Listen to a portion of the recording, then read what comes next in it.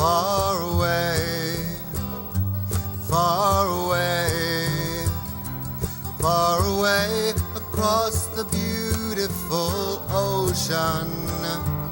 Am I bound to sail all alone? Far away across the beautiful sea. Like a moth to a flame, like a moth to a flame, I was drawn to your love in the night, like a dream. Far away, far away, far away across the beautiful ocean. Am I bound to sail all alone? Far away across the beautiful sea.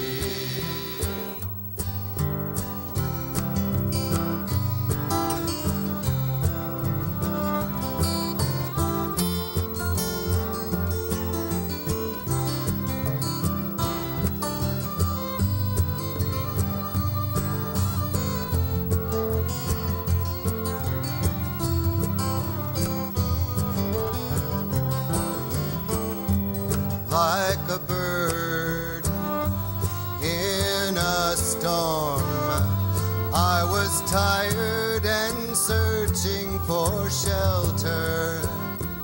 I found more in your arms. Now you're gone.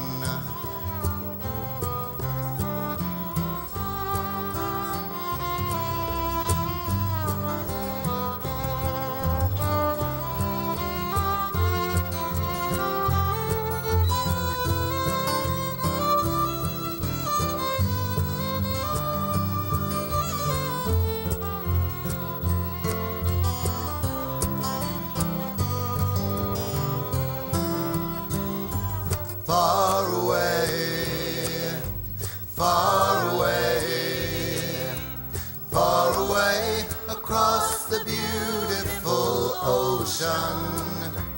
Am I bound to sail all alone? Far away across the beautiful sea. Far away across the beautiful sea.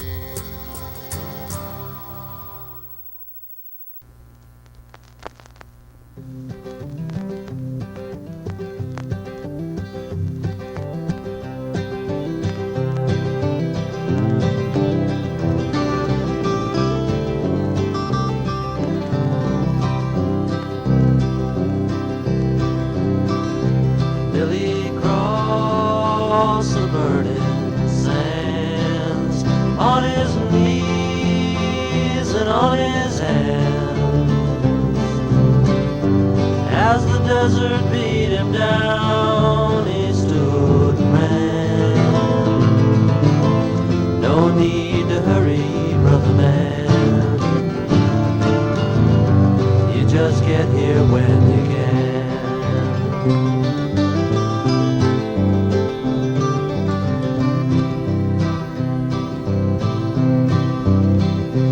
Oh, the sea was steely gray as our ship was cast away,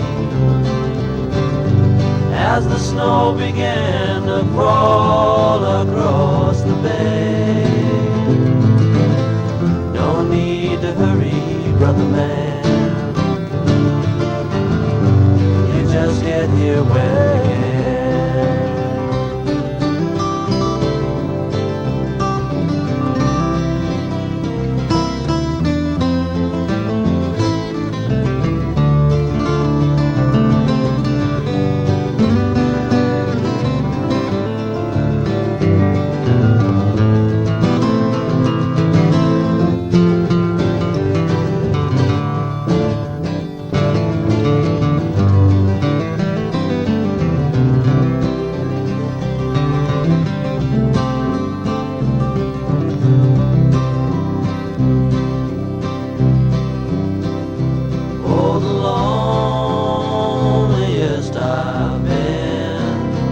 when I first felt that hollow wind.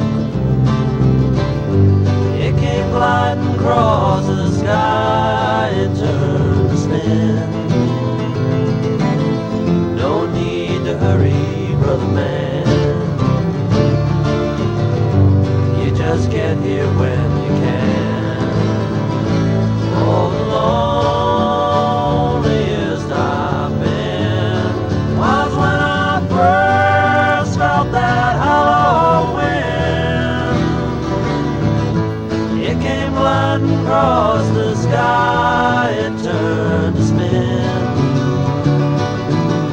No need to hurry, brother man.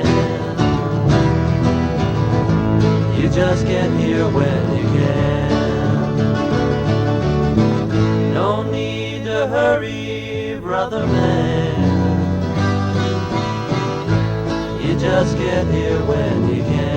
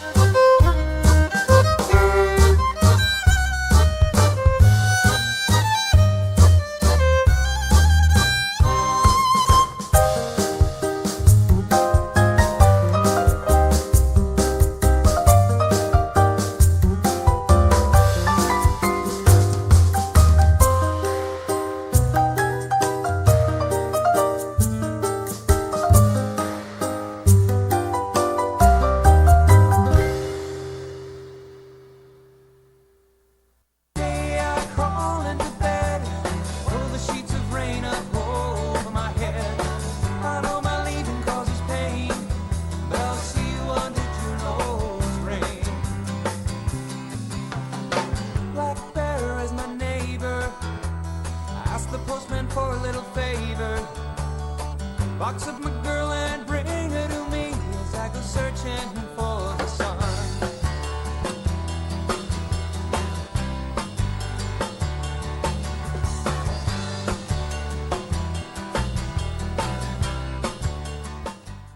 While Petersburg can lay claim to being the fishing capital of Southeast, the city of Juneau, just 85 miles north, is the capital of the entire state. Like most Southeast Alaska cities, Juneau sits at the base of towering mountains along a narrow channel of water. As the state's third largest city, Juneau is a busy community with government and tourism its livelihood. Like its sister cities in the region, Juneau collects its share of rain. When a sunny day breaks, residents literally throng the Parks and Wharf area to soak in the sun.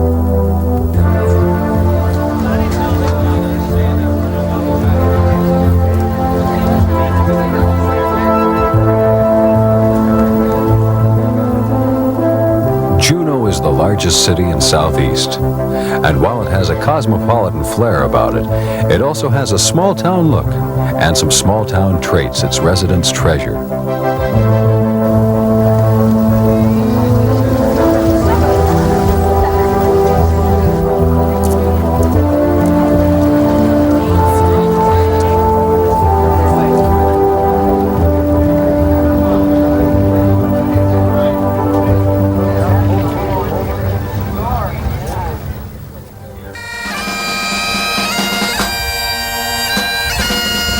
sunny day in Juneau is reason enough for a parade, but add a 100th birthday celebration and the whole town turns out.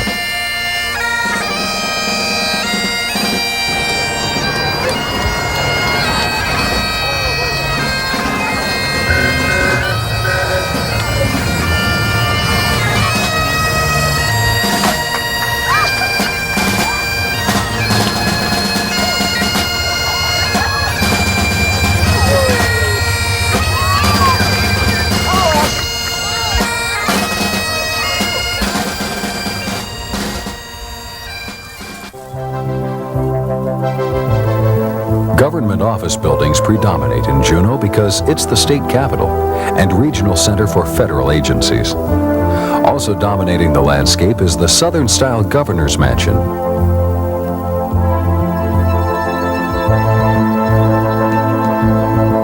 Just 13 miles from downtown Juneau is one of Southeast Alaska's major tourist attractions, Mendenhall Glacier.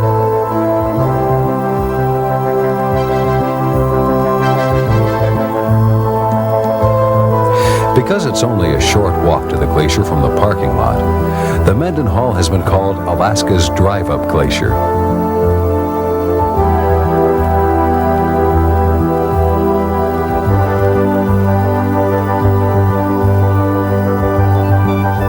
Those who want an even closer look can take a spectacular helicopter ride over this 12-mile-long river of ice.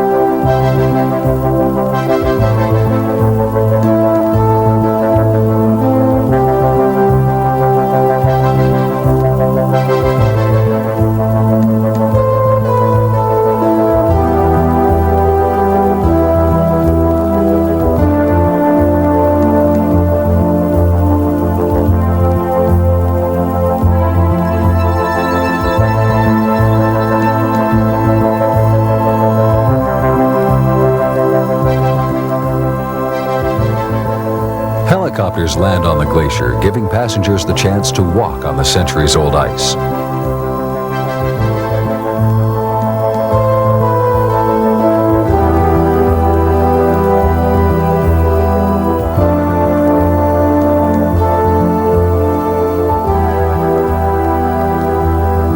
The more adventuresome traveler can join a guided rafting party for a slightly wet ride on the icy meltwater flowing from Mendenhall Glacier.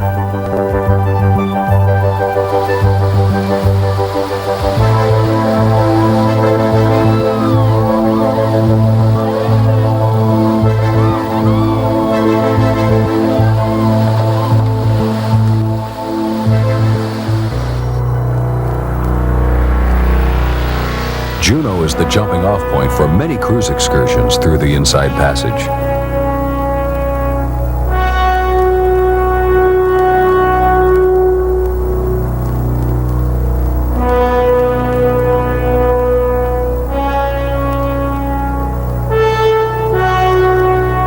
Perhaps the most awesome is an all-day trip by boat to nearby Tracy Arm.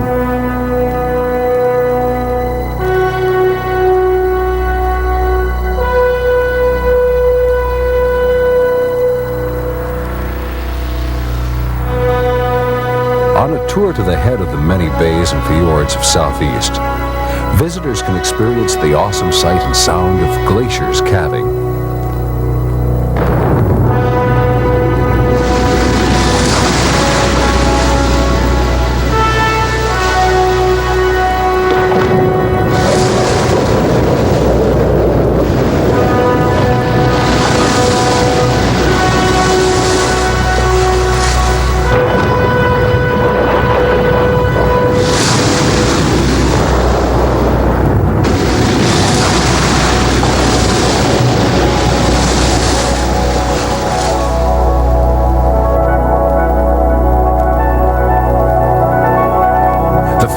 Provides a convenient resting place for seals who call this place home.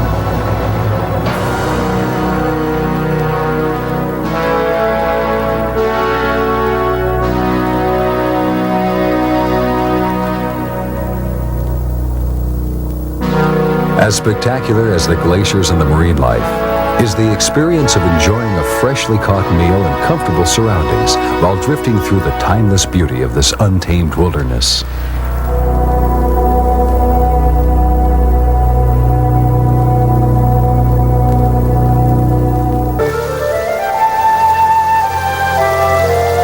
A short hop away from Juneau is huge Admiralty Island, renowned for its large number of coastal brown bears. Beginning in spring and lasting into summer, bears become fishermen at key points along the island's many streams.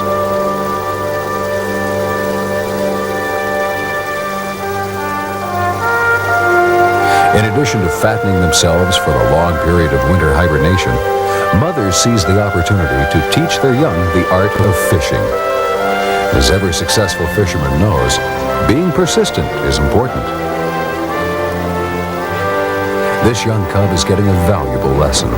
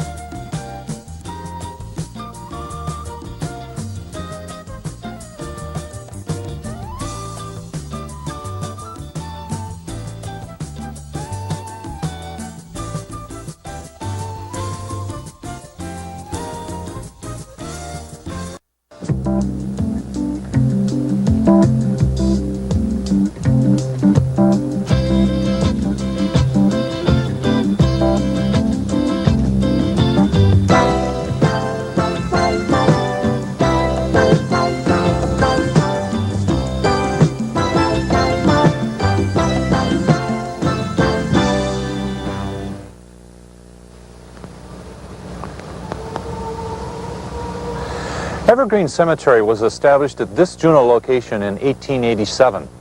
Over the years, it's been well cared for. As a result, today it's easy to find the final resting spot of some of these early Juneau pioneers.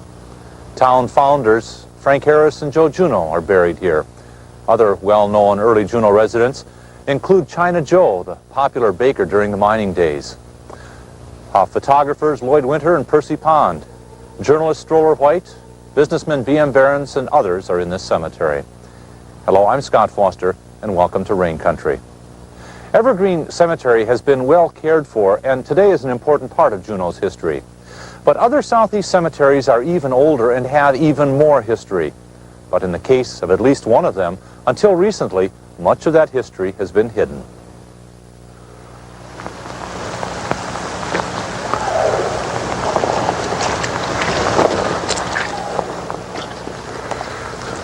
This is a grave of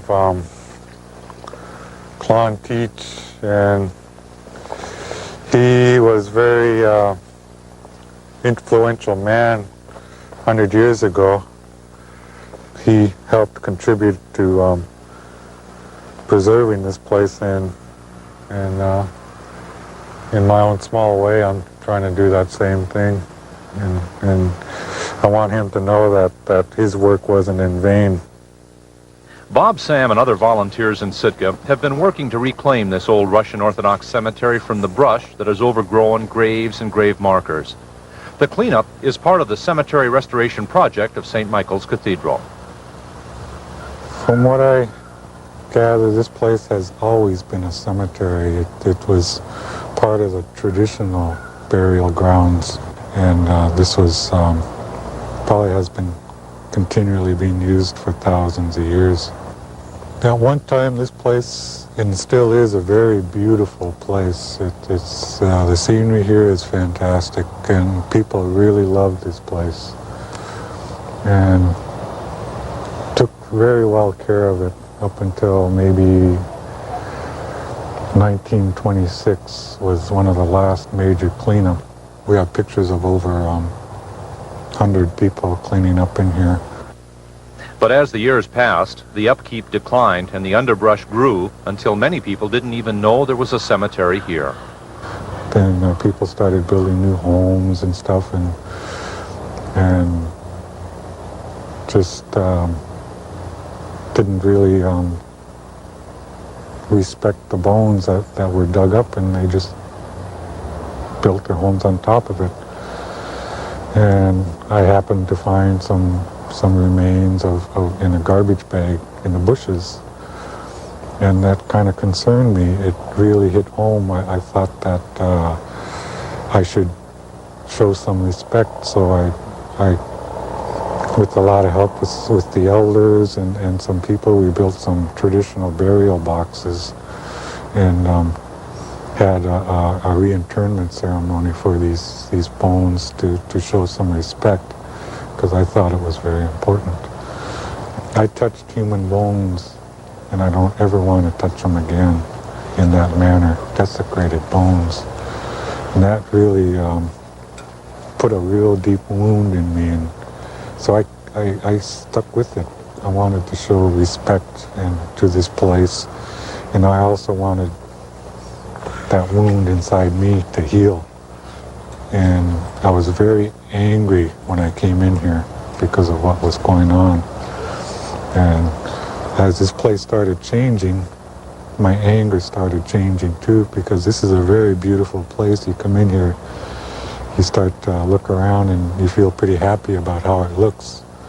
There's still a lot of people who say, what a horrible looking place, but I've seen what it looked before, you know, and I see this as a very beautiful place. This is where our family plot is located. This is my grandfather here, and this is where I started cleaning. And during that same time, there was a couple of others who had family plots up here who were just as concerned as I was, and we sat down and decided that we were going to start on our family plots, and they started on theirs and I started on mine, and we just kept, we couldn't stop. We'd find a stone and clear that area, then we'd look into the brush and we'd see more stones, and we just kept going. We had no idea that there was so much in here. When we started, the brush was a good 10 to 15 feet high. You couldn't even see the stones, and all the stones were all knocked over, and a lot of them were broken, and a lot of the wooden crosses were all busted up. It was real sad when we first cleared the brush and saw the vandalism that has happened. And plus the trees have fallen on the stones, and a lot of natural things happened here and it got to a point where it looked like it was an impossible job to clean. We started in the summer of '86. We started with 20 to 25 people that were all descendants of these people. In addition to those who have relatives buried in the Russian Orthodox cemetery, other groups have helped in the cleanup efforts. One group has been the U.S. Army. The 4th Battalion, 9th Infantry was in Sitka to take part in Alaska Day ceremonies. They spent many hours helping to clean the cemetery by gathering brush and loading it onto trucks to be hauled away. I was here this morning and I could see the difference from just the day that they put here, and I really appreciate their work. It was an idea that came out of the Alaska Day committee that is doing the Alaska Day festival here, and I really appreciate that. Hey, it's the rain country. The older people, when I was growing up, they had always told me to respect your ancestors and respect your elders. But when I was growing up, I didn't really listen that hard because I was drinking and using drugs, and I'm sober now, and I remember them talking to me, and a lot of them are buried in here. And this is my small way of showing that respect to them. I wish I could have done it back then, but this is my way of showing it, and I feel very close to these people. People are starting to respect this place a lot more now. Younger people who never even knew that they had family up here now know that this is where their ancestors are.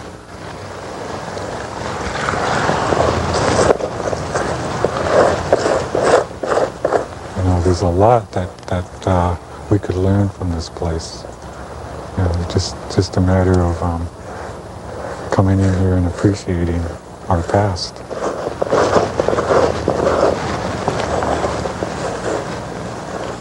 A lot of people are afraid of cemeteries, but once you make peace with all the people who have died in your life, I think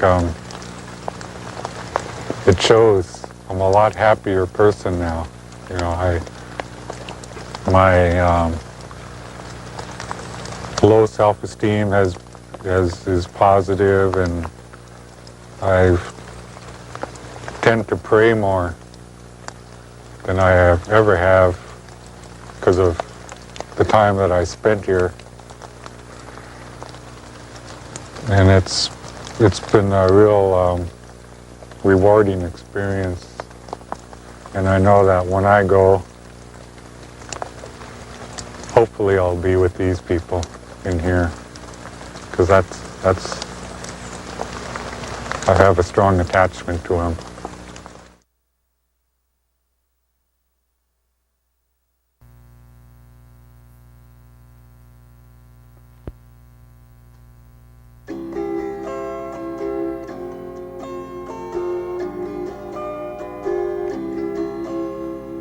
You followed me to Texas, you followed me to Utah.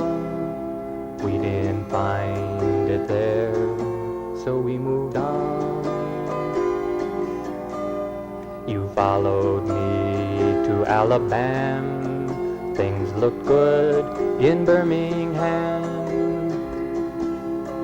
We didn't find it there, so we moved on. I know you're tired of following my elusive dreams and schemes, for they're only fleeting things, my elusive dreams.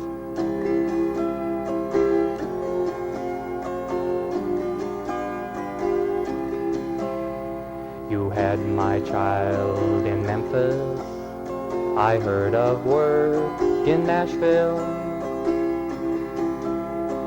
We didn't find it there, so we moved on to a small farm in Nebraska, to a gold mine in Alaska. We didn't find it there, so we moved on. I know you're tired of following my elusive dreams and schemes, for they're only fleeting things, my elusive dreams.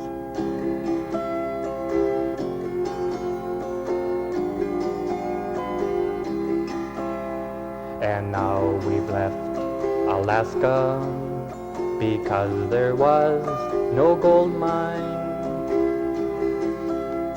But this time, only two of us move on. And now we have each other and a little memory to cling to. And still you won't let me go on alone. I know you're tired of following my elusive dreams and schemes, for they're only fleeting things, my elusive dreams.